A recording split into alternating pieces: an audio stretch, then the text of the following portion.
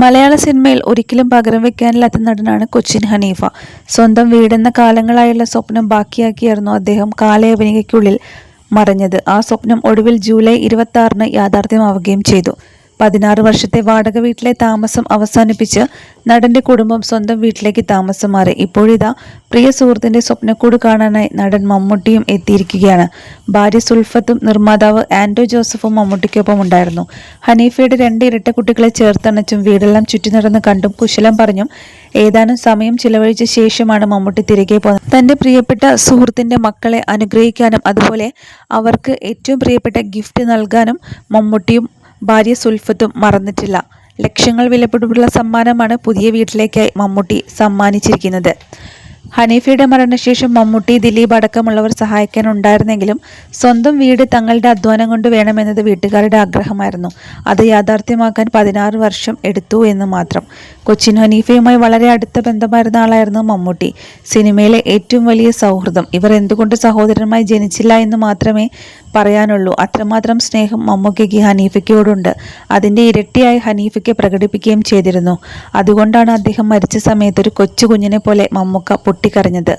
അവസാനം വരെ ആരോഗ്യസ്ഥിതി മോശമാണെന്ന് ഹനീഫയ്ക്ക് ആരോടും പറഞ്ഞിരുന്നുമില്ല. അതും പറഞ്ഞായിരുന്നു മമ്മൂക്ക അന്ന് കരഞ്ഞിരുന്നത്. ഞാൻ എവിടെയെങ്കിലും കൊണ്ടുപോയി രക്ഷിച്ചേനെ എന്നായിരുന്നു. അതുപോലെ പുതിയ വീടിന്റെ പാലുകാച്ചൽ ചടങ്ങ് സംഘടിപ്പിച്ചപ്പോൾ അതിഥികളായി എത്തിയതായിരുന്നു മമ്മൂട്ടിയും ഭാര്യ സുൽഫത്തും. ആ നിമിഷങ്ങളിൽ താൻ കണ്ട സുൽഫത്തിന്റെ പെരുമാറ്റവും എളിമയുമാണ് കൊച്ചിൻ ഹനീഫയുടെ ഭാര്യ സഹോദരൻ ഫിറോസ് പങ്കുവച്ചിരിക്കുന്നത്. മമ്മൂട്ടി മുൻപൊരു അഭിമുഖത്തിൽ പറഞ്ഞ കാര്യങ്ങളും ഫിറോസ് ഇവിടെ ഓർമ്മിപ്പിക്കുന്നുണ്ട്. അമ്മയെപ്പോലെ തന്നെ നമ്മുടെ ഭാര്യയെ നമ്മൾ ബഹുമാനിക്കണം, സ്നേഹിക്കണം. ഭാര്യയാണ് പിന്നീട് അമ്മയാകുന്നത്. എനിക്ക് ഏറ്റവും ഇഷ്ടപ്പെട്ട സുന്ദരിയായ സ്ത്രീ എൻ്റെ ഭാര്യയാണ് എന്നായിരുന്നു മമ്മൂട്ടി അന്ന് പറഞ്ഞത്. സുൽഫത്തിൻ്റെ സ്നേഹവും കരുതലും നേരിട്ട് കണ്ടപ്പോൾ മമ്മൂക്കയുടെ ഏറ്റവും വലിയ ഭാഗ്യം അവർ തന്നെയാണെന്ന് തനിക്കും തോന്നിയെന്നും 2 പേർക്കും ദീർഘായുസ് ഉണ്ടാകട്ടെ എന്ന് പ്രാർത്ഥിക്കുന്നതായും സോഷ്യൽ മീഡിയയിൽ പങ്കുവച്ച വീഡിയോയിൽ ഫിറോസ് പറയുന്നുണ്ട്.